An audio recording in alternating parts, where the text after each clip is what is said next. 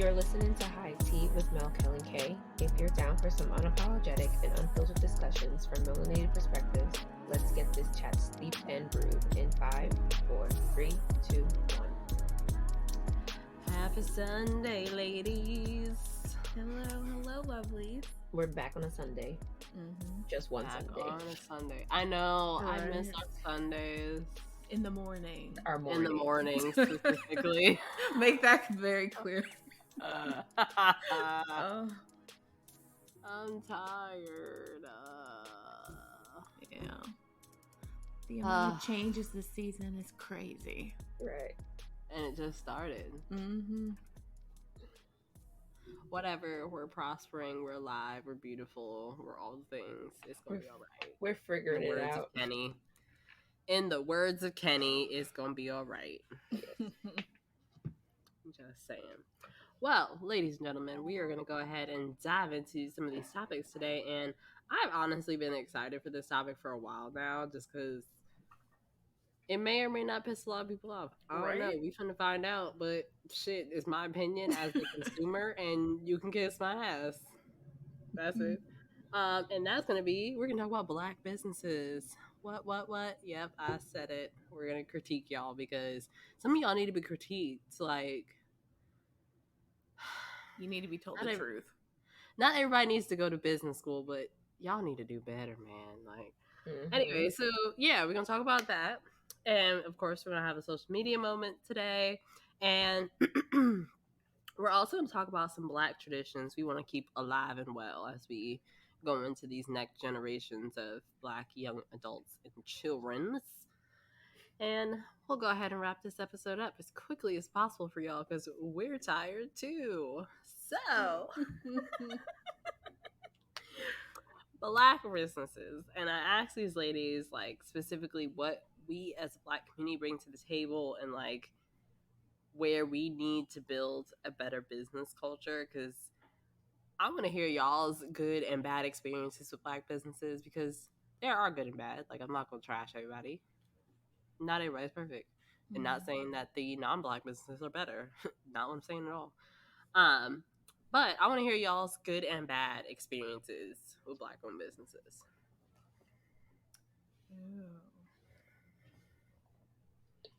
I mean, I can start with just saying that the most irritating part about certain Black businesses, and for some reason it's always when it comes to like food and beverage services, it's just, if somebody points out something is wrong, just fix it. You don't need to argue with me at the counter on what I ordered. I know what I ordered. And it's just like, don't get mad if I give you an attitude. When you're sitting there, give me an attitude in the first place. And y'all know I'm a person with a lot of patience, especially when it comes to somebody giving me a service. But there's one restaurant in particular where absolutely love their food. Shit slaps all the time. But because it's a family-owned business, a lot of the people that are employed there are either family or friends. And I swear to God, these little girls at the counter, they can all get slapped 10 times. I swear to it. And that's why I hate going to this place in particular to order food in person. I'd rather just call it on the phone. Because you have to literally shout at these bitches. It's just like, yo, I'm speaking to you. Why is your phone in your hand? And when you get disrespect, and when you catch an attitude, they want to catch an attitude because you're catching an attitude. I'm just like, absolutely not. You're here to do a job. I don't care if your grandfather owns this place or your auntie owns this place. It's still a service, and you make your business, and you're making your family business look terrible. And and it's a Southern food place, so that makes it even worse. Because I want my fried catfish and my mac and cheese. Don't play me. And this is like one of the best Southern food places here in Queens, and it just annoys me for the fact that it like makes me, it has a distaste in my mouth for the fact that the customer service is so bad, and it hasn't changed over the last 5 years. And it's like, get your shit together. And sadly, that's their Google reviews as well, is that the food is amazing, the food is great, but the customer service is terrible. Ooh, you know what? Can you pull up the reviews and kind of just read one or two of them, just to give Yeah. an example? Yeah, sure. I'll come you guys continue, and Yeah. I'll look for the reviews. I got you. Yeah. Okay. Cool. We love receipts. Yeah. What I was gonna say is definitely what Kashana was saying, but it is more on the fact of our people are very offended easily when anybody wants to call them out on either how they present themselves or how they present, in this instance, food, their service, whatever the case may be. Um, and the matter of the fact is, constructive criticism is definitely better than somebody just going off the mouth, right off the mouth. And also,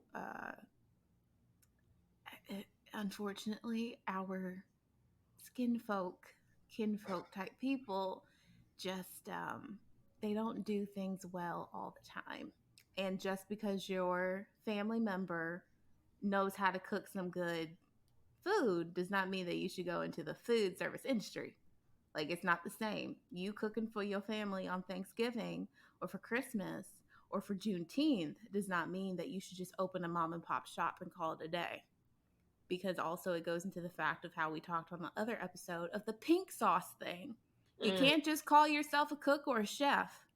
You got to have some type of background to help actually get the business moving. Plus, you got to have some type of skill and certified in it, and you have to have been trained professionally. And a lot of our people just are not. And I also want to preface this conversation is particularly on Black businesses, aka they have a business license, and they are marketing, and they have separate business accounts. Like, these are people who are trying to have a legitimate business, not those who are on Instagram selling food and oils and all these random things online with no coverage of liability. So let me also rephrase that respectfully. Yeah. And unfortunately, I think a lot of this has to do with the fact that our people do have a harder time trying to get a loan and trying to get that backup from our paying partner counterparts. And just in the world in general, it's harder for us to get a business started. So, kind of starting a business half-assed is a lot of the times what happens, unfortunately. And I think that's where our people tend to think they can just get around the by the book standard of starting a business, and a successful business at that. So that is another thing that us as a society on both ends, those who have the money, those who are trying to get established, do need to open the conversation and get started correctly. Oh yeah. And I want to piggyback off that because one of my my good example I'll give after this, but one of my worst business examples is with this man who was a chef who had a restaurant, and he refused to put money back into his business, aka marketing and making sure the ambiance was what he wanted, and all just the basic core things of, if you want to make money, you have to spend money. Just that kind of mindset he was not trying to have. He thought his shit was hot, and he didn't understand why people weren't flocking to meet this unknown ass chef. No one gives a fuck about chefs unless you're like a biggie, and none of those motherfuckers coming to Richmond. So that, like, his attitude and his demeanor about like having to spend money on marketing his restaurant that was literally his money, like, that's your business. Like, I didn't understand, and I would just stare at him and be like, what the fuck are you talking about? Like, you have a great product, your food is delicious, the ambiance most of the time is good, but outside of some certain other problems that we won't have to get into in this episode, you not wanting to spend money on your business because you think you hot shit. Put your ego aside. If you want your business to last for years and years to come, regardless of who you are, where your place is, what your industry is, any of that, like, put your ego aside. Take those proud moments of being recognized and shown off and people chanting your name, go for it. Live those moments. But that is not a lifetime. That is a moment. You have to keep pushing. And you have to adapt to the markets that you're trying to get into or trying to maintain in. But what do I know? I'm just Right. a consumer. Because now his restaurant is not open anymore. Oh, wow. But what do I know? Yeah. So I found some reviews, and I literally am gonna read the like 3 of the reviews that they've had within the last month. Okay, this is from the last month. So the first review says, and this is from exactly a month ago: the food is delicious, but the service is terrible and not at all worth it. I placed an order online 2 days before I needed to get the food for a small get together. An hour before the food was supposed to be delivered, the order was canceled, and I had to place the Oh order my again God. over the phone. I was supposed to receive the order by 2:15. At 2:12 p.m. They called me to say that they didn't have the fish I ordered, so I had to substitute it for another order. At 2:47 p.m., they called me again to tell me they didn't have any of the greens I wanted, so I had to make another substitution. I didn't mind making the substitution, but why did it take over in half an hour for you to realize there was another issue with my order? I Not didn't even get 2 my days. food. Right. I didn't get my food until almost 4 p.m. and my get together started at 2. After all of that, there were 8 items missing from my order when it was delivered. This is the third time I've ordered from here, and each time there has always been an issue with my order, something is missing, or there's always extremely long wait times. I don't like writing negative reviews, but I strongly suggest staying away from this place. Damn, man. Yeah, so most of the reviews are all about terrible customer service. And it's really bad. Dang, man. You had 2 Yeah. days to figure that out. And then what were you doing for the entire day that Mhm. that order was to come in? You didn't realize you had greens? You didn't have greens? Right. But You the would fact think. that you canceled my order without calling Yeah. me, Yeah, no literally communication at all. literally within the last 3 months, another person said, service is horrible. The ladies are very rude. If I can give this place 0 stars, I would, and I would never go back here ever again. And I would recommend no one does either. It's crazy. This is a PSA to Mhm. don't be afraid to write a review, whether it's negative or positive. Yeah. Because Especially if it's everybody needs to positive. know. And it's We very hear sad negative all the time. because this place has been open for a very long time from my understanding of what like other people that I know that go to this place, because I actually found out about this place from a coworker, and she says as long as she's been living in this area, this place has been opened, right? So on Google they have 750 reviews with a 3.9 average rating. So that should tell you about how many bad reviews they actually get. Mm-hmm. For you to drop down under 4, that means that Mhm. literally you're getting at least like 3 or 4 bad reviews a month. Yeah. When people actually decides to review, because once a place slaps, people don't usually review. Is when the service That's is why bad and people leave reviews. Yeah. That's why I said, especially if it's a positive experience and it's a small business, like please leave reviews if it's especially if it's Mhm. positive. People Yeah. gonna leave reviews if Yeah. it's negative, regardless of how anyone else feels. Yeah, Mhm. and I kind of understand it, especially when it comes to like small businesses like these, especially like restaurants and stuff.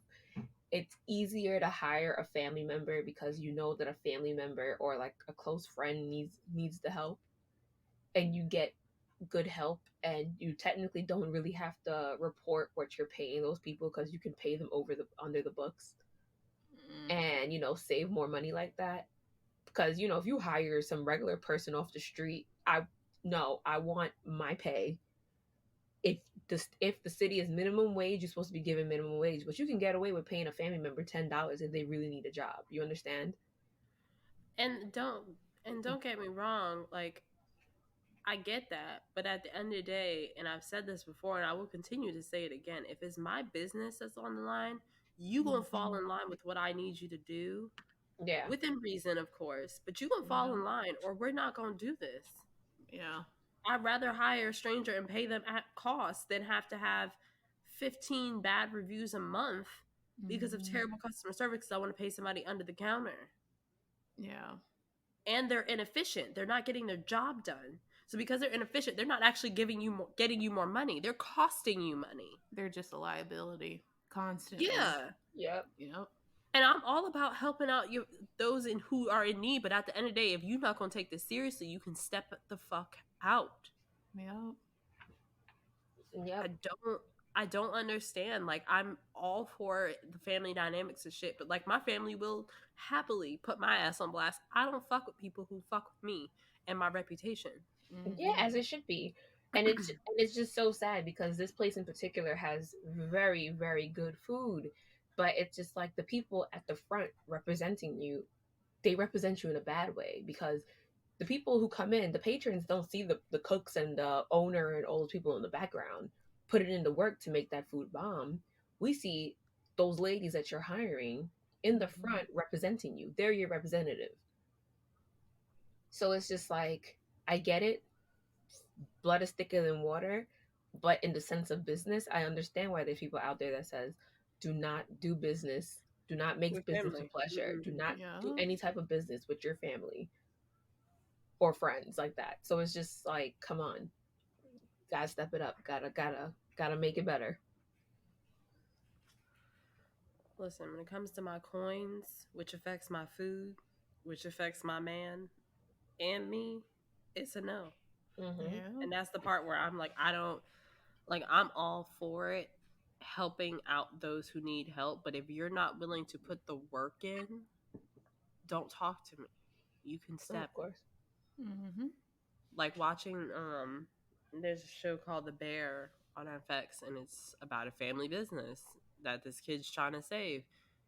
And there's this one kid who does their cakes, and while everyone else at the start is like bullshitting along and like telling him to go fuck off, that kid is soaking up all them its and bits of knowledge that Mm-hmm. that person was trying to give them Mhm. and not taking it for granted.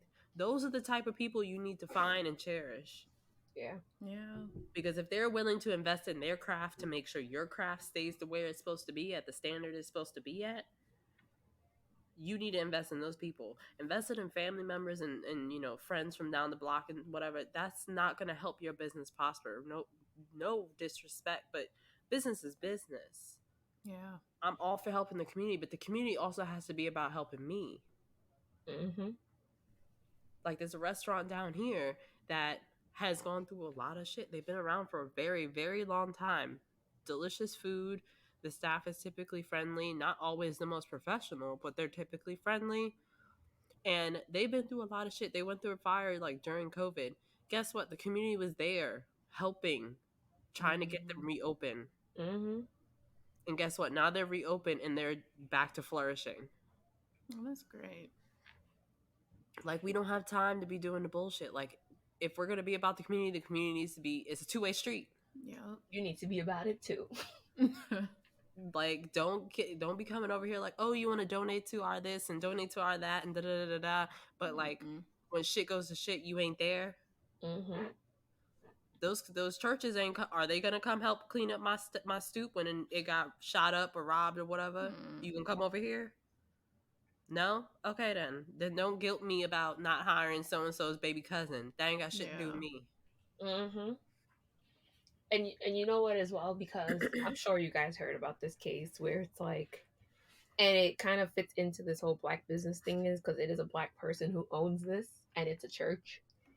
So recently, within the last like 3 weeks or so, here in Brooklyn, there was a pastor who got Ooh. robbed in the middle of his church sermon, right?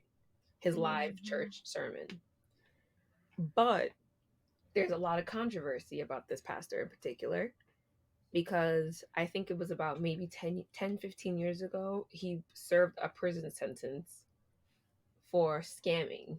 So he was into check fraud, like credit card fraud and stuff like that back in the days. So Mhm. he did a jail sentence. So during his live service, only him and his wife were robbed during the service. And according to him, they stole about, I think it was first, the figure was $400,000 worth of jewelry and items off of them. And then the second figure, maybe like a couple days after that, was no, wait, I $1 think it million. was a million. Yeah. Yes, that was the Yeah. second figure.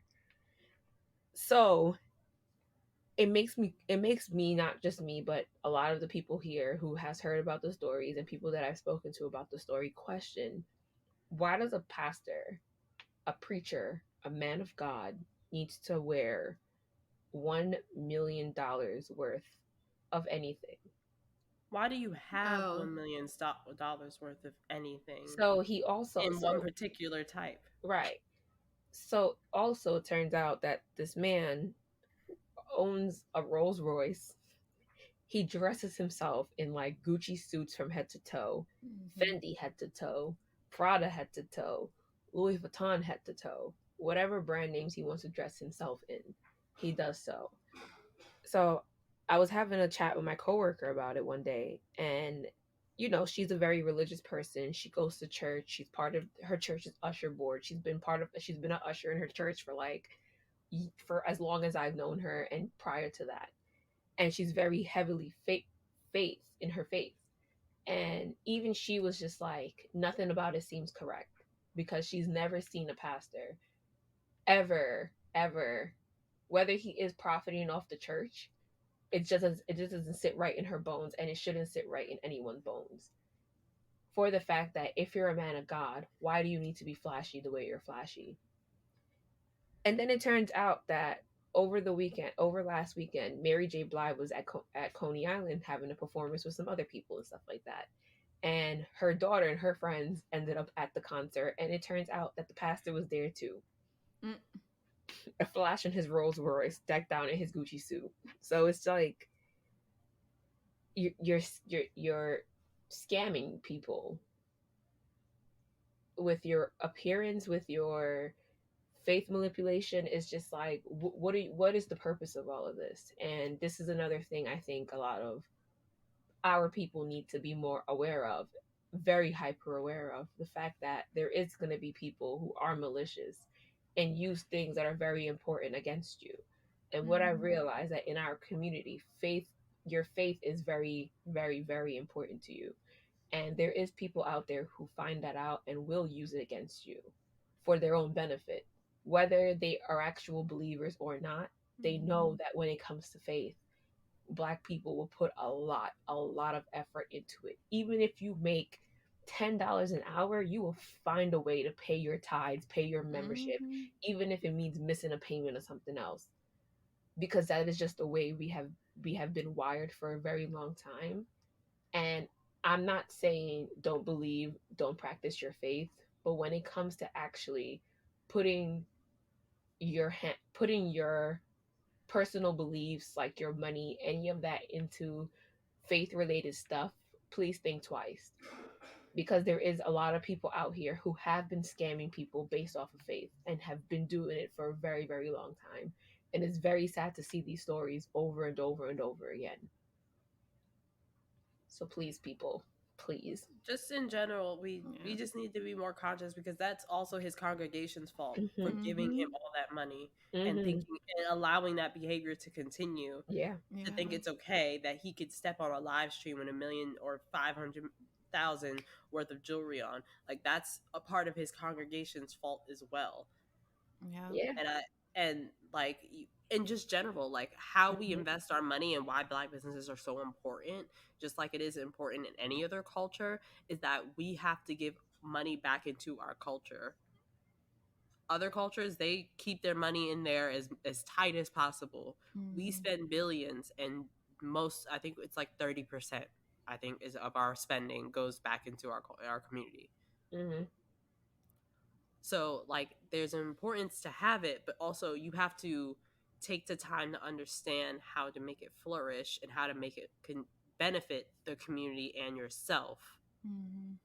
And that's my issue, is like, all right, we're trying to flourish and like grow these businesses and grow this and grow that, but we're not, one, as we've said already, we're not thinking of the steps and rules that have already been put in place of how to create a successful business and how to keep a profit.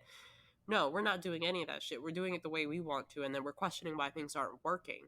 Well, you're literally not following the rules, and it's fine to break the rules, but when you're not even in a position to even change the rules up when it, because it's nothing you're doing is working. Right. You're just pissing off people. Yeah. AKA customers. Like the price disparity between Black businesses and other businesses. Like that shit is ridiculous. And don't get me wrong, like people can charge what they want to charge if the market is working for them. But when you're feeding into a market, like as me as an example, I don't make a lot of money. I make enough money to be comfortable and just have what I need. But I'm willing to pay more for a quality product. And most people in my pay range don't do that. They live paycheck to paycheck and they are just trying to get the cheapest deal out there. Yeah. So I'm not even the customer that, you know, most are even budgeting for. They're hoping for even above me who are willing to spend more than what they have. Right. And that's just you trying to get as much profit as possible. And I get you, fam. But at the end of the day, if your price is higher than Susan, and Susan's been in business for 20 years, and she answers the phone on time, she calls you back in a timely fashion, any recaps that y'all need to do, she does them when she's supposed to do them, and she gets you your shit on time with no issues or drama or bullshit, I'm gonna go with Susan. Yeah. I want to support Black business, but when you tell me, oh, I have to deal with drama on the phone because you don't have a professional customer service, one, which is not my job as a customer, by the way. I should not be involved in any of the drama that's going on in your business. Keep that shit with y'all selves. Figure that shit out on y'all's time. So I shouldn't have to deal with this, your bullshit of customer service because you didn't hire people who are actually there to do a job. And then two, the quality of it, I have to question as well because you're charging, you know, 1.5 times your competitor, and then you're looking at me like I'm crazy when I'm asking you to do X, Y, and Z element of B things. Well, if I'm paying more, I expect to be able to customize or change things how I damn well please. Right. Because Susan was going to do exactly what I wanted without any questions. And I come to you and you tell me you're going to charge me 1.5 times what she was paying, and then there's drama when I ask you to customize something. Hold up, bitch. When you get into the higher price ranges, the expectations get higher as well from the consumer. Because when I go to nice places, I expect a certain level of service than when I go to less nice places. So you can't get mad at me when the standard's already been set, but you can't meet it, but you still want to charge it. No, I will not come back. Me and Susan about to be best friends. She's about to cater all my shit, and she's about to do all my stuff, make all the dresses, because Susan's got her shit together. She knows what professionalism means. Yeah, Black people are just definitely more entitled when it comes to that. We're more of a selfish breed of a race, unfortunately. And all we see is dollar signs. A lot of us do. And like Melissa was saying, you can't put out more than what you can give. And if you can't uphold that, you need to rethink your whole business plan. And honestly, you don't even have a business plan at that point. No. Perfect example. Everybody loves to talk about nail salons, especially down here. They love to talk about them. Don't know why. Don't really give a fuck. But people like to talk about, oh, she needs to stop going to Asian nail salons. Hold up. But my Asian nail salon does what she needs to do. And I get wine. And I don't have to deal with drama. And the price is set every time. It doesn't change based on how they feeling that day. Right. Now or based on what clientele is going to come in, whether they have a lot or not. Yeah. Or whatever bullshit policies y'all want to put in place because y'all don't feel like y'all should have to do this. I've literally had a nail salon charge, like, I think it was like $10 to remove gel nail polish. And then they charge the same as the gel nail polish to put it back on as everybody else. And then they charge another fee for something else. And I was like, hold up. If you decide to mix and match and have 2 accent nails. Yeah. But my thing was like, they're charging to remove the gel nail polish. Okay, but if I came here and got my polish done here, why are you charging me to take it off? Now, if I'm coming from somewhere else and you don't know the quality of the product, all right, I could get that. Like a first time client thing, sure. I could leave that be. But like if I'm coming to you consistently and you charging me $10 extra than your competitor, and they give me wine, I don't need to be here. Yep. Pros and cons. Mm-hmm. I get They it. have the same level of quality products that y'all have, but you just are deciding that this is an extra fee that you decide that you want to charge. Fine, then I don't need to be here. Yep. I can also give the example of, I'm a person that does I try to do a lot of protective styles in my hair so that way I don't have to deal with my natural hair as often.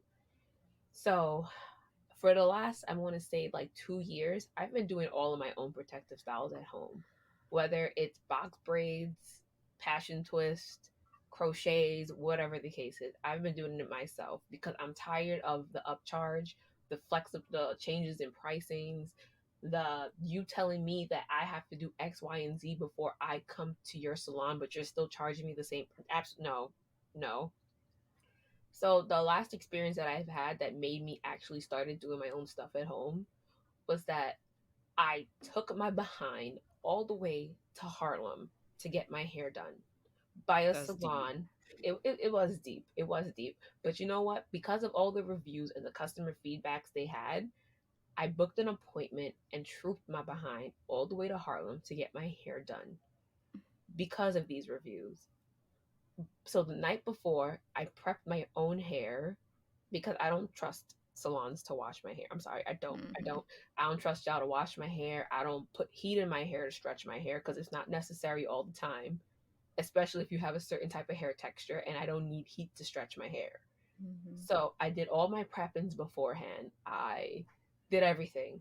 When I got there, why this lady had the audacity, when I took my hair out for her out of my stretch style, she was just like, "Oh, I need to rewash your hair." She's like, "Oh, I need to wash your hair." No, she said, "I need to wash your hair." I looked at her and was like, "Ma'am, I literally washed my hair last night and stretched it for you, so you don't need to wash it. My scalp is very clean. My hair is very clean." And she was like, "Oh, well, I don't know what you use. I need to wash your hair." I'm just like, "Okay, I can leave the salon right now because you're not washing my hair because I'm telling you I washed it last night." So when it comes to people, put your foot down. Simple as that. Put your foot down. So now I brought my own hair because a lot of people recommended to bring your own hair. So I bought my own hair, the same braiding hair I've been using for a very, very long time. Brought my own hair, sat, and then gave her the bag of hair. She had no problem with that. I told her I want this length. That's why I bought this hair. I don't want my hair super long. I wanted this length of this hair. So, whatever she did, however she braided my hair, she made it longer than I told her that I wanted it for. And then try to charge me for the length of the hair that she braided. I told her, absolutely not. I'm not paying that. I'm going to pay you what we initially quoted because of the length that you told me is that price. So I'm not paying extra for a length I didn't ask you for. And guess what? She took that $160 because that's not what I asked you for. I didn't ask you for hair down to my tailbone. I asked you for hair down to my waist. So you basically gave me an extra 4 inches on your own will. So yeah. And then after that experience, I've never been back to a hair salon to ever do anything in my hair, not even box braids. I do it at home by myself. I put the day aside and do it myself. So I'm gonna be my own black business that I support. So it's ridiculous. And it's unfortunate because, like, I would love to be able to say, like, I had my hairstylist ask me for when we get married, like, are we going to have black vendors? First of all, I'm not picking nobody over nobody because of skin tone, respectfully. When it's my money, no. I'm choosing to invest in people who are going to give me the service that I desire and request for my money.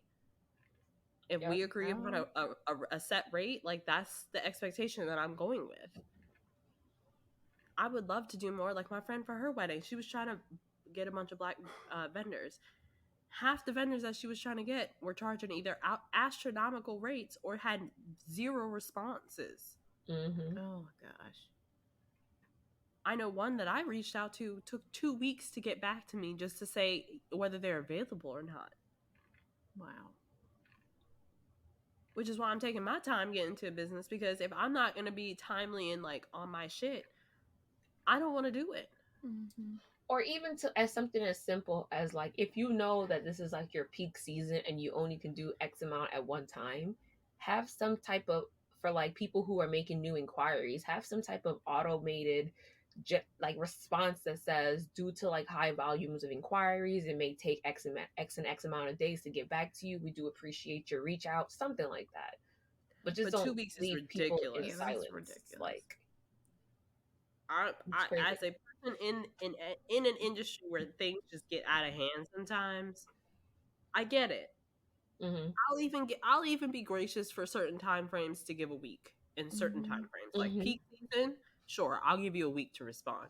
That's perfectly acceptable. Or if you're on vacation, as long as you have an out of office on, I'm Right, gonna keep exactly. it fine. Yeah, Like makes sense. I'm gonna be perfectly fine. But like anything more than like a non-peak season, anything more than 48 hours is ridiculous. Yeah. Even just a general note saying, hey, I'm so sorry for the delay. I am dealing with a large backlog right now. I will get back to you tomorrow with this answer. Right. And it's That is fine. acceptable. right. And it's okay Admitting to just, you need extra time is okay, but yeah. just having no response is not. And I've Yeah. had to learn this.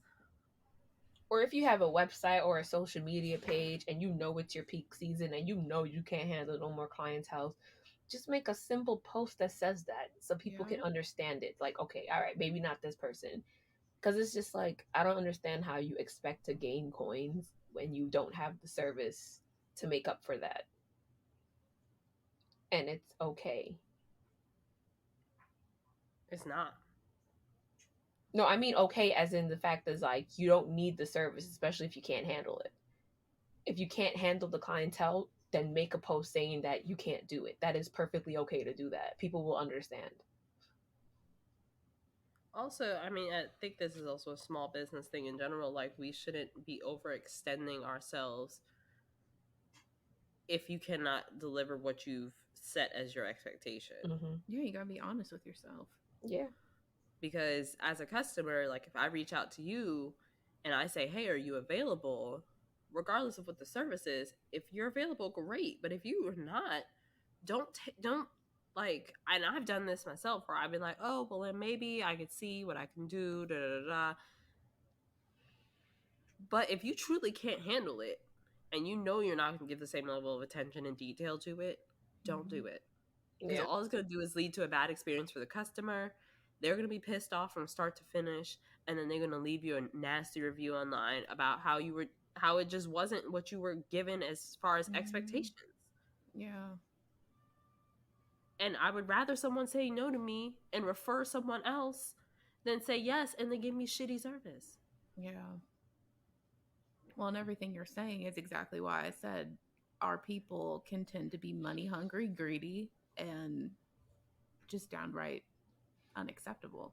Mm-hmm. Because you can't just go based off of, oh, I want this client, I want this, I want to make this so I can get that. And at the end of the day, you're just screwing yourself over more.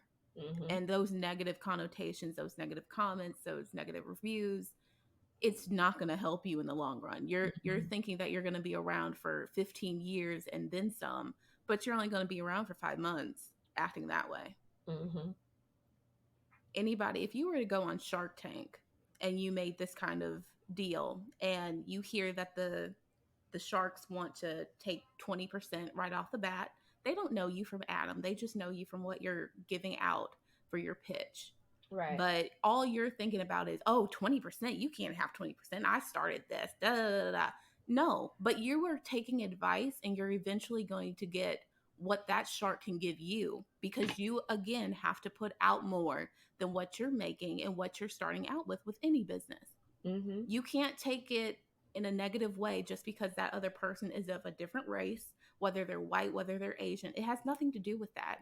You need to take more into consideration of somebody else's knowledge and ability to help you get where you want to be. That's why you got on the show. That's why you're asking other people to help you out.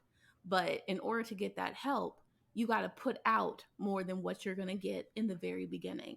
And once you get what you've gotten from that help, Say thank you, keep them in your back pocket for anything that may arise, but be grateful for that opportunity and that wealth of knowledge, literally and figuratively, in the long run. And that's Especially, where we tend to get fucked up. yeah, especially for the fact that even going back to an example like Shark Tank, these are people who are investors. Like they're Mm-hmm. putting their own money on the line to help you. So them asking back for 20% is not even nearly touching half of what they put in No. to help you. So, well, yeah. Yeah, I think like, and not to shit, because there's like a lot of businesses that I know that I'm happy to support in any capacity I can that do their thing and do it well. Mm-hmm. And those businesses invest in their company, they invest in their branding, they invest in their employees. Mm-hmm. Like their employees are not just people that they pay, like they treat them with respect and listen to them, give them context, give them the ability to speak when Mm-hmm. needed, and but still providing a structure. Because just because this is a, you know, and I love the Black community, but we get so caught up in the family dynamics and the cha-cha and chi-chis and all the shit. Let's keep it a buck. It's a business, and you have to have a structure. We're all not going to be friends. We should all not be hanging out all the time together. Mm-hmm. Like it's just not, that's not reality. Like we're not all going to be homies, because family's toxic, Yes. and I don't need that shit in dealing with my money.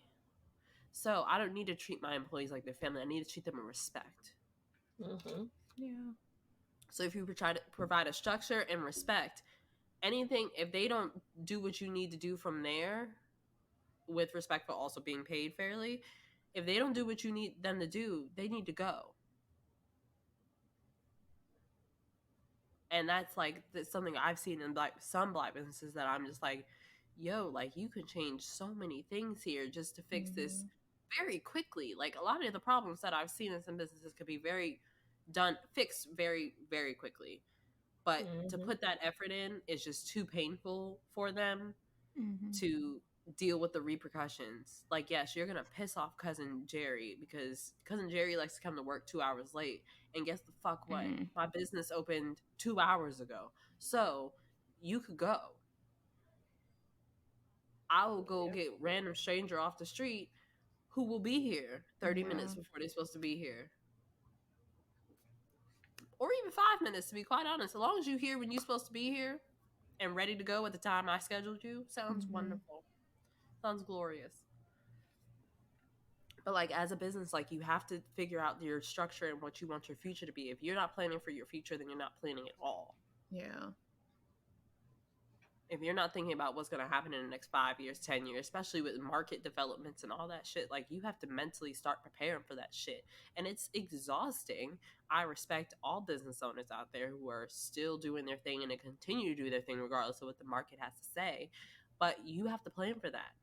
If you don't have a plan for what your next steps are going to be, you're just going to be in a circle of nothing because you're not going to progress as a business. If you're not planning, you're literally staying still. Yeah. And I like making money. I'm greedy as hell. I'm in that column of black people who are greedy. Hell yeah. Mm-hmm. But I also understand, like, I have to give in this money to this. I have to give in this energy to this. And I have to give in this amount of time to get the type of money that I'm expecting to get back. Yeah. Yeah. And then if it doesn't work after that, then I need to reevaluate. Because something's not going right. Clearly. Yes, ma'am. I I totally agree. Yep. But there are businesses who are, you know, wonderful that I've never had any issues with, like Yep. Ancient Cosmetics. Never had any issues with them. I order my shit, it gets here in a timely fashion when it says it's gonna be here, and everything is easy peasy, lemon squeezy. Thank you for my products; they're wonderful. I gotta order soon, but never had an issue with them. My independent black women who I know who own businesses, their businesses are flourishing because they're continuously planning for their future and they're investing in their future as a company Mm-hmm.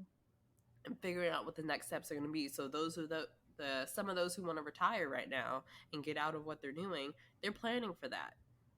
They understand they have to have a successor. You can't manage a business forever. Yep. So you need to start mentoring and training other people to take over what you want them to do, so they are just as equally invested as you are when you're ready to leave. If you want your business to keep growing the way you want it to grow and become legendary, as we all want to be. We always all want to be some kind of legendary, whether it's behind the scenes, on the spotlight. We all want someone to know that we did this and we did that shit well. So watching the people that I know who are trying to plan their exits or plan their next steps, it's encouraging. Right. Because they're willing to put the time and effort in to give their clients the expectations that they've set out for their business and their price point and for what they do. Like, I've seen those videos, people talking about they charge $800 for some fucking wash and set and shit. Yes. Yeah. What's wrong with you? Yes. Because I ain't doing that, okay? Me and my hairstylist already understand what our system is. She is in the budget, but I will see that bitch every 2 to 3 months. And it's a no. If that bitch came at me and was like, hey, I'm increasing our prices by like $40, I'd be like, then you lost a customer. I'm so sorry. No. But thank you for letting me know. Yeah, but even to something as simple as like a hairstylist, right? If you're going to be increasing your prices, but you're still using like mediocre quality products, I want to know what you increasing that price for, because if you're not getting no Olaplex, no Redken, no Kendra hair into this salon, and you still using freaking Pantene without the label, nah, I'm good, fam, I'm good. Pantene without the label. No, and I'm serious. There's a lot of hair salons that does that. They use like drugstore quality products in the salons.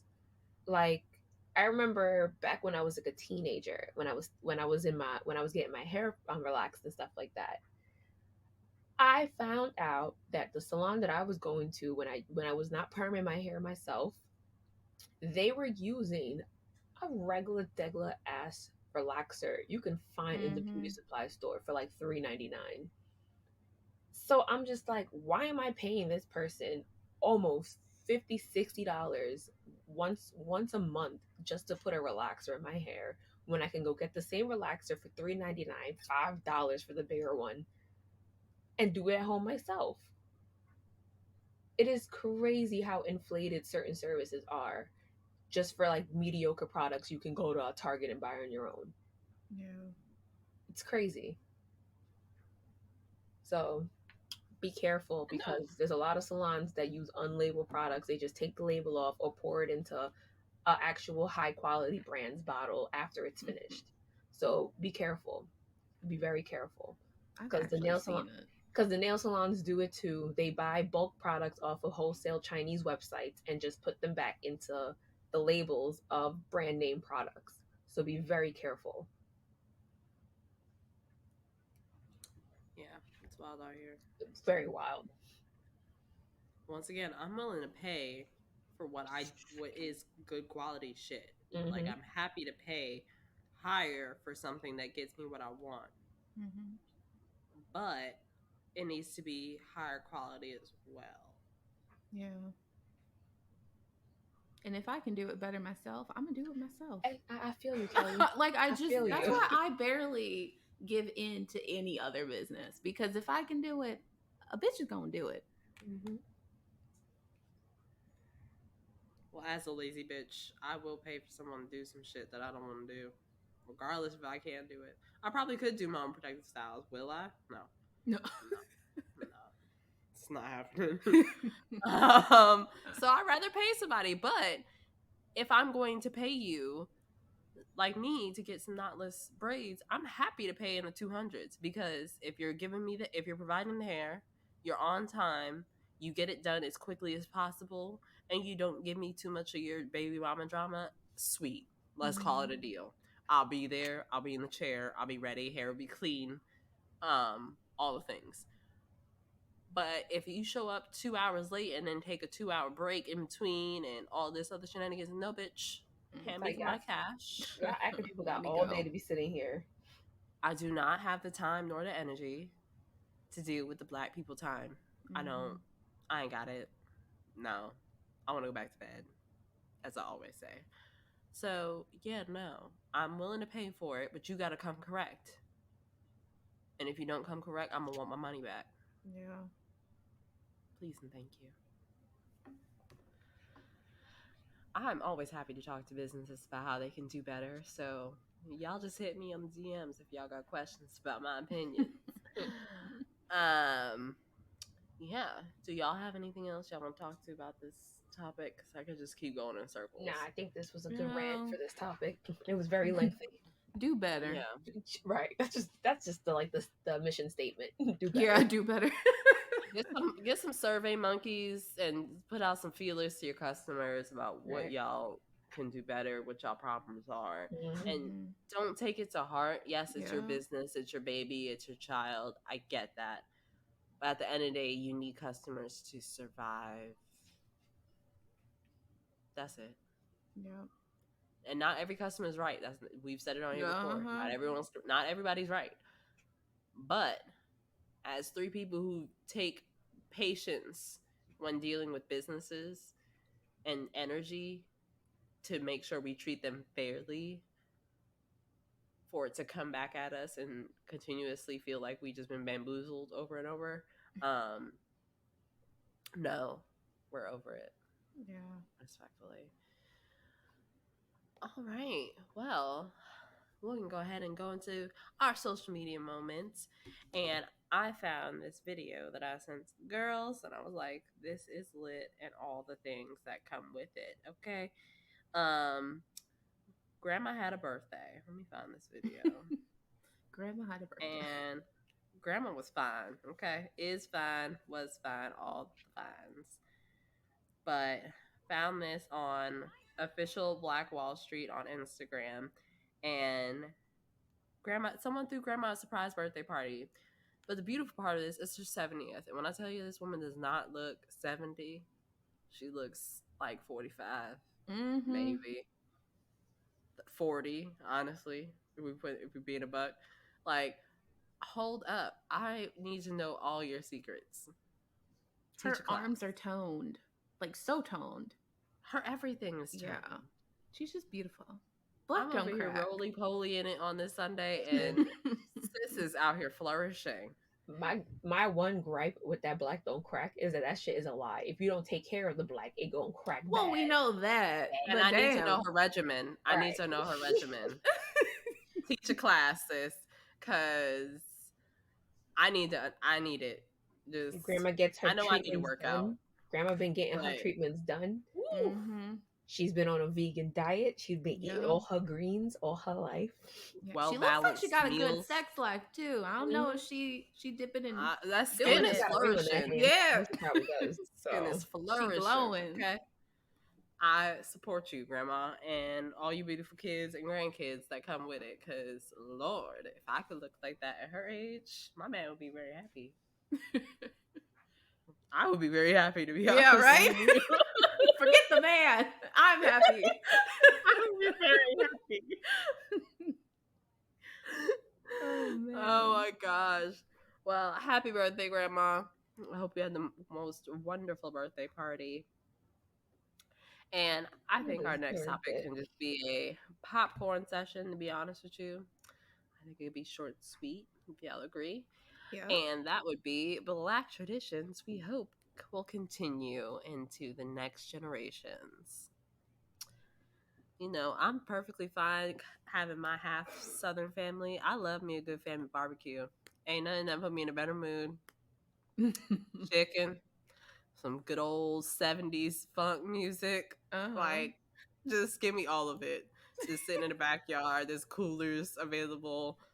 As long as there's liquor, we can make it work. Like, I'm perfectly fine with this. Like, a good old barbecue is a happy place for me. I don't even need family reunions. I just need a barbecue every once in a while. Like, I don't need the core heart people. I just need a good old barbecue. Good music, good people, good vibes. Keep the drama at home. Yes. I feel that. That's actually a very good tradition, family barbecues. I'm just saying. I've never been to one. I've never been to a barbecue or a family reunion. My family too damn small to begin with. What the heck are you Family gonna reunions, do? that's what I mean. Like they're fun, but they're still stressful. Like it's Yeah, just, that's just chaotic. and it's like it's a set amount of time you have to be with your family. Right. And some people that's just like, sorry. Oh gosh. For some people that's a lot. Mm-hmm. Apparently my throat is one of those. My family's But way yeah. too big for a family reunion. That's a My lot of people family try is to get huge. together. Mm-mm. That's a No, lot of our people. family reunions are very tight knit, and they're still big even with the tight knitness. Tight knitness. So, because it literally is the closest ones that I'm most like connected to in my dad's side of family is like my uncle and his kids, and he got 4 kids. Mm-hmm. Sure, we'll go with that. And then they got kids. So, yeah. And then the family goes much larger than that because while my grandpa only had 2 kids, he had siblings, and grandma had siblings, and it's just a whole. The Vine and the Vines are a wide range of motherfuckers, and yeah. So family barbecues are like the vibe because getting all of us in one central location is the most exhausting thing. I'm trying to plan one for 24, and it's just too much. I'm really tired. So yeah, I love me a good family barbecue. Just saying.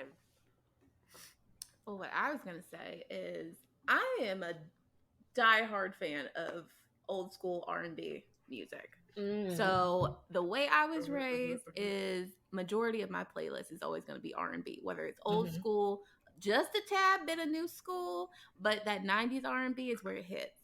Like I always say, if it doesn't feel like, if it doesn't taste like, if it doesn't smell like, if it doesn't hit like 90s or R&B music, don't give it to me. Don't show up. You can exit stage left. But I want to be able to either, if I have kids, raise my kids knowing exactly where music came from, and that's from our culture. Every type of music has started where our people have brought it up. That's a fact. That's a known fact. From blues to jazz to hip hop, all of that. Country even has a background in Black music, and I just feel like that's where we thrive as a culture, and I just want that to continue. R&B is not dead. Our music is never going to go away, and I just feel like we need to respect that and always respect it. Yes. So mine's is it is also music related, and being a child living in Guyana with my parents and being like a Black family in Guyana as well, is that my parents love oldies, and I grew up watching my parents dance all around the house to oldies, that good old Marvin Gaye, that Aretha, all those type of oldies like that. And it was just the most beautiful thing to me till to this day in my grown ass age. Till to my grown ass age of 29, my favorite thing to do is watch my parents dance. Like if we're in the backyard chilling and oldies come on, my dad would grab my mom and just start dancing with her. And when I tell you, these little old fuckers, they know how to waltz their ass off, and they're so graceful, and they just glide across the floor. Oh my god, it's so sensual. It doesn't make any sense. But that is something that I would like to incorporate because it's crazy. Like oldies can come on and I'll be sitting here belting all my terrible vocals out because I just love it. It's just such beautiful music, and I would like to have that kind of music around my kids, whether they appreciate it or not. It's just the fact that it's like you're appreciating something outside of your own generation, and it's something that attaches me to their grandparents, and I just love it. So that's something I want to keep around.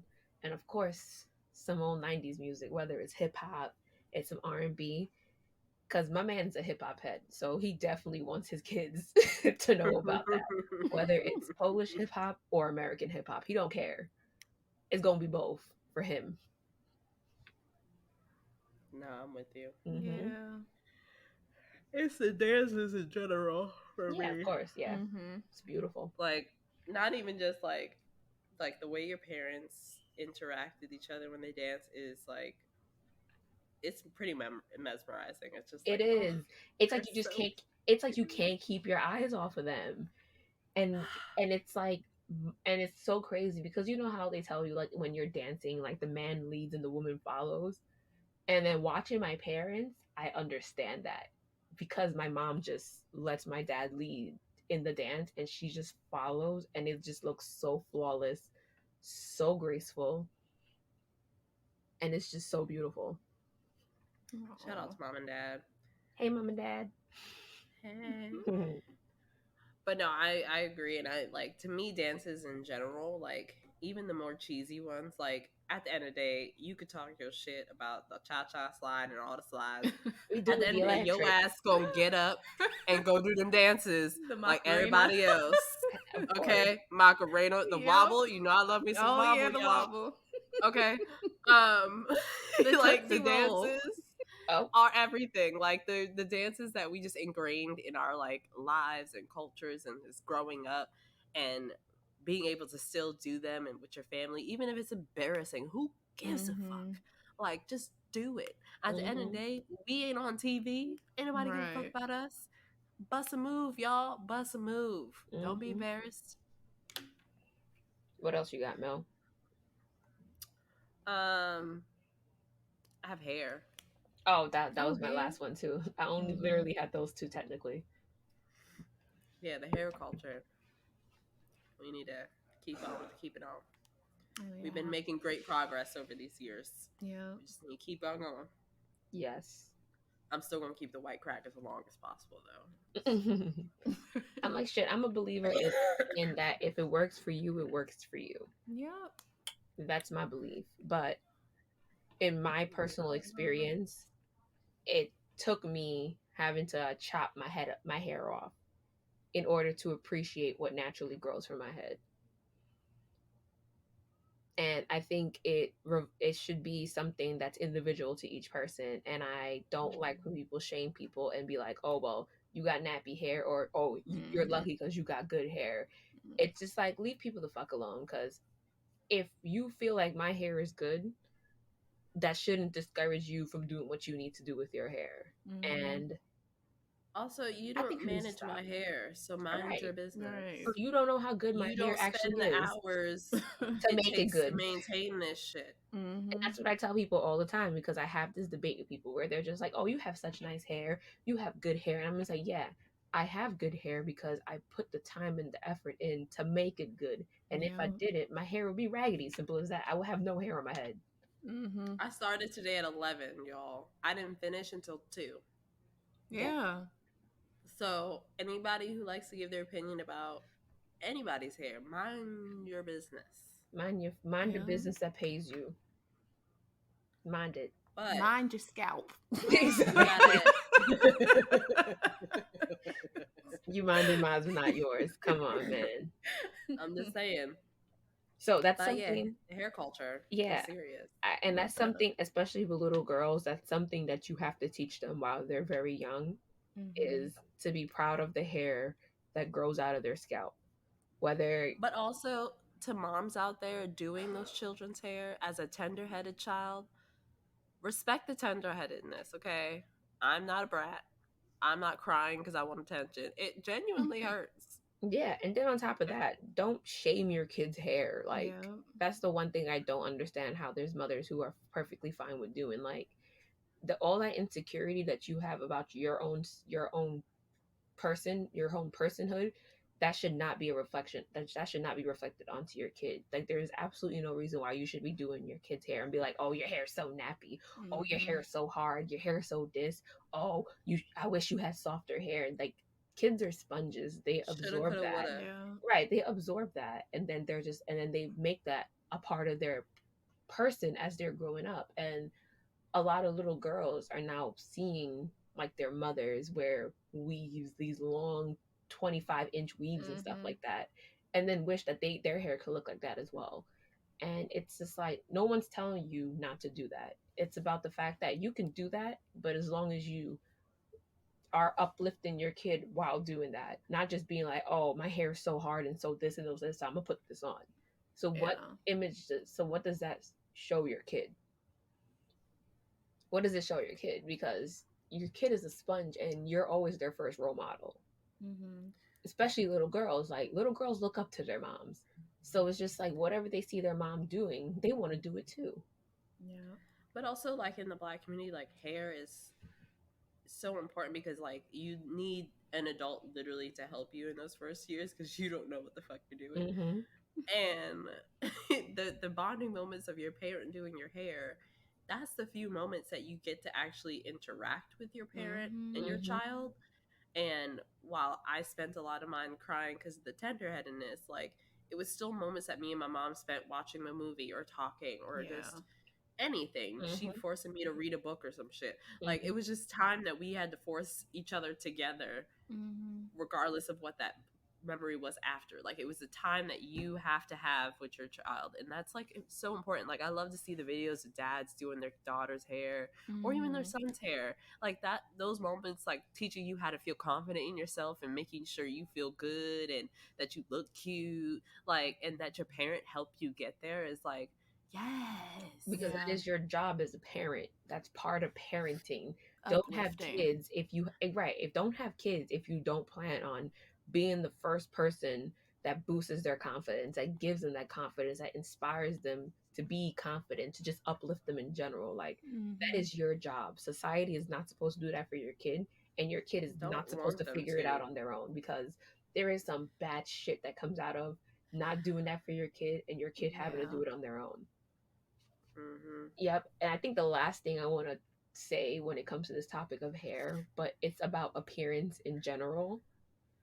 I am so tired of seeing motherfucking parents step out the house looking fresh as shit and they kid look raggedy and dusty. Stop it. Hold Oh on, we're talking God. about Wait a Stop we're it. talking minute. about traditions we want to keep, Oh girl. my Don't God. divert. Don't divert. I'm not diverting. Not today. I am not diverting. I'm saying that shit needs to stop. That shit needs to stop because if that's a tradition, it needs to stop because there's been too many times that I've seen parents step out their house looking real nice and fresh from the head to the feet and then they kid look busted. Stop it.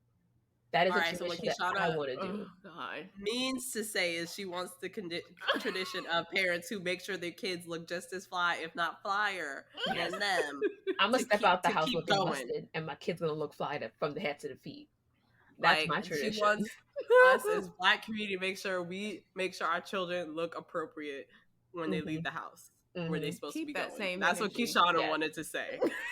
I got you, girl. I got No, I you. said what I said and you said what you said. I I said said what what I I said. said because you diverted. No, That, positive things we're looking for. Oh my okay, God. well, that's all I have. Wow. Oh my gosh, That's Kelly, do true. you have any more? No, I was actually gonna say skating, Oh, rollerblading, and skating. I know, like during the pandemic, rollerblading became like more of a extracurricular activity just to pass the time. But now I see it coming back full force, and even clubs are starting to emerge. And there's actually here in Charlotte a black-owned roller skating rink, and they have like a backyard type of situation. But eventually, they are in the process of making their own brick and mortar roller skating rink. It's supposed to drop in November, and I just want to kind of get back into that roll bounce lifestyle again. I got my roller skates in the front closet, and that's going to be like my little exercise and a little fun and activity just to get back into the movement. And also, that's where we all started, either playing basketball on the concrete or roller skating with our friends back in the day. And I want to make that be like a thing for kids again. Get outside instead of being on your iPad or your phone. Get outside and get some mm-hmm. fresh air. Yes. Mm-hmm. Well, I will say food, Yes, and of course. this is a half positive and half negative. Food in the sense of cooking with your family and sharing recipes and exploring new things. I would love to keep seeing that in our culture as we continue forward. Mm-hmm. But I will say we need to do better about what we're eating. Oh yeah. Yeah, for sure. Because I saw a video the other day of literally someone putting, it was like one of those 5-gallon bags. Kelly, you know what I'm talking about? Yes. Like the big bitch. Yeah, like she was pouring sugar all over it. Oh God. Over And I was what? like, that Jesus is over Christ. sweet potatoes. Oh I was like, no. Sweet y'all, this is potatoes? not Oh this Jesus. is not what we need to be doing. And y'all Mhm. should have never took this video because no one needed to see that. Listen, Oh, I love me God. some candy yams, but not a whole 5-pound bag. Those are cavity No. yams. What the heck? Yeah, you're correct. Like, Mhm. anyways, yes. So we need to continue to cook with our families and our communities, but also we need to cook things that are not going to literally hurt our future. Yeah. That would be my last. I do like that recipe sharing. That's actually really beautiful. I like that. Mm-hmm. Because, I you know, I got know. some recipes that my mama has that, you know, I'm gonna want them for the future. So that pepper Yeah. I still don't know how to make curry. No one taught me, and Caribbean people don't write shit down, so it just won't happen. pot. You gotta figure it out. I'm close. I'm pretty close, but I'm still feels far away. So working on it. John feels Yes. good about my recipe, but That's true. he didn't grow up with the food I grew up with. So It comes with age. It kind of does. Mm-hmm. Because that's what my mother said. That's how she learned how to cook. Like, and it is true because her and her sisters do not cook the same. Everybody cooks a little bit different, but they're cooking the same dish. Mm. So it all just depends. well, Mhm. I love it. Yes. Well, let's go ahead and wrap this up, ladies. Let's get into our weekly recommendations. For those of you just tuning in, this is anything that we think will help improve your lives, your moment, your time, energy, whatever. And it could be literally anything from movies to music, TV shows, advice. So, ladies, who'd like to go first? I'll go. Very quick and simple. Can y'all please keep on wearing your mask? Mm. I don't know who told you to really take it off. Your state government, put it back on, please, because COVID is not gone. The pandemic is still around, and now we got I have COVID. monkeypox. Yes, Melissa got COVID, but we They got to got me, y'all. respect the virus. Got to respect where we are, please, and thank you. Where I am, where I work, there are now 15 cases. So we are back to claustrophobia in the mask full time, but I was always wearing it. And just wash your hands, keep clean, and mind your business. Don't go anywhere that your mama don't want you to go and be in by the time that the street lights come on. Thank you. Oh, okay. Yes, Mhm. ma'am. Yep. I'll Aye, piggyback off yours, and on top of that, stay y'all ass home and cook. How about that? I plan out because in most relationships, there's someone who doesn't want to make a decision, and someone who doesn't want to make a decision. So, we plan out our meals weekly, so that way there's no question. Don't ask me what's for dinner on Thursday because it's on the board on the fridge. The decision has been made. We don't have to talk about it. We have to argue about it.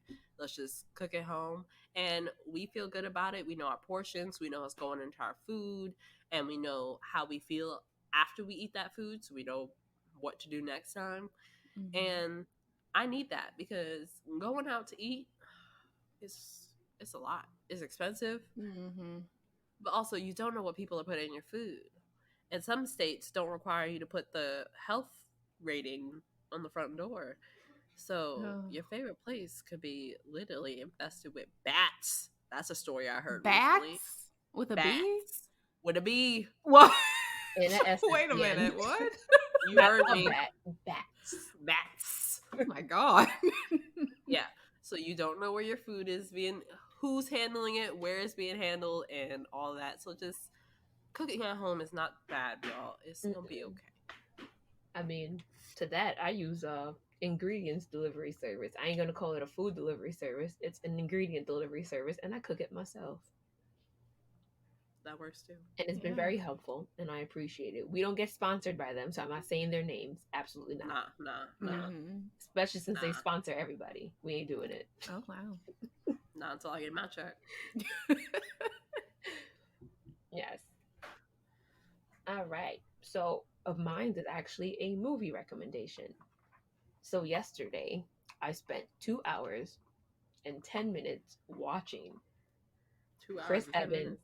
Yes, 2 hours and 10 minutes watching Chris Evans play a sociopathic bad guy, and I loved it. Oh, wow. We saw Mr.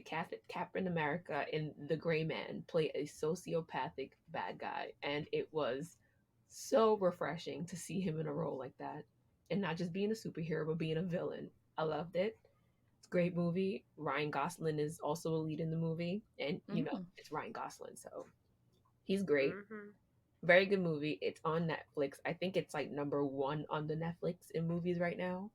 Oh, wow. And it's been like that for the last like week or 2 or so. But it's a very good movie. Played out plot line, but they did it very well. So I appreciate that. So The Gray Man, if you like an action movie, it was a great one. All right. Mm-hmm. Thank you, Keish. Nice. Thank you, ladies. All right, well, we're gonna wrap this up. Sorry we couldn't give y'all more energy, but we love y'all, mean it. But that is all the time we have for today. You have been listening to High Tea with Mel, Kellen, K.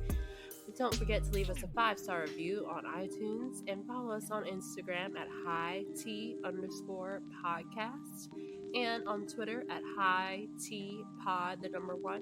And take a look in the description box for all things high tea. And we will talk to you the same time, same place next week. MKK out.